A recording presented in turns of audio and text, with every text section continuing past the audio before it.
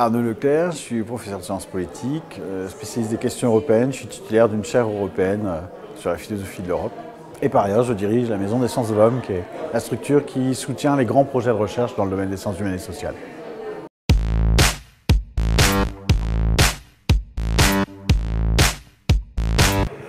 Parce que c'est un objet qui doit être saisi par tous les publics, qu'il n'y a aucun public moins apte à comprendre.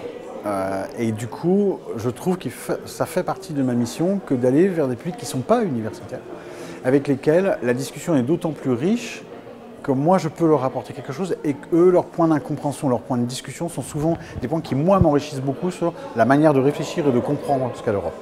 Donc c'est un type d'interaction que je n'aurais jamais à l'université, mais qui est quelque part beaucoup plus enrichissante.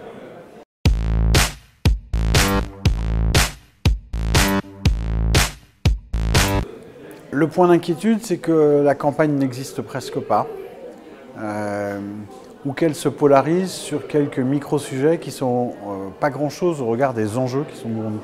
La construction européenne, c'est quelque chose à la fois d'important et de sérieux, qui couvre un champ assez vaste, et il ne faut pas cacher tous ces enjeux importants au profit de la seule question migratoire, de la seule question du positionnement politique du président ou de... Voilà.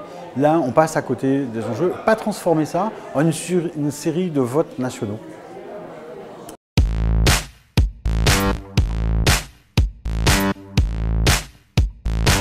Je crois qu'on ne prête pas assez attention aux propositions, d'une manière générale, des différentes listes, mais aussi il faut se doter d'une grille pour les lire.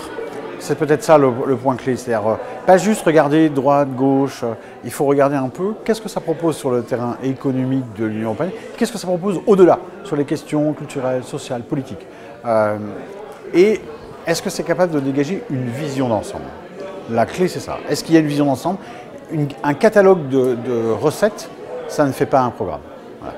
Donc il faut que les acteurs politiques l'entendent, et décrypter, c'est aussi ça.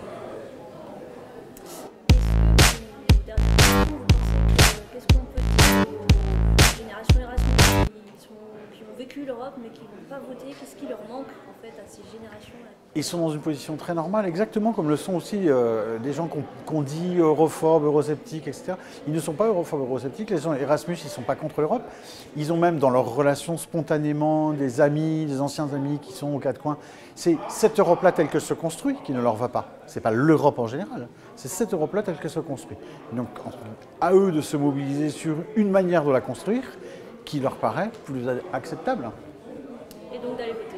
Et donc d'aller voter, évidemment. Parce que le panel des propositions est suffisamment large pour pouvoir le faire.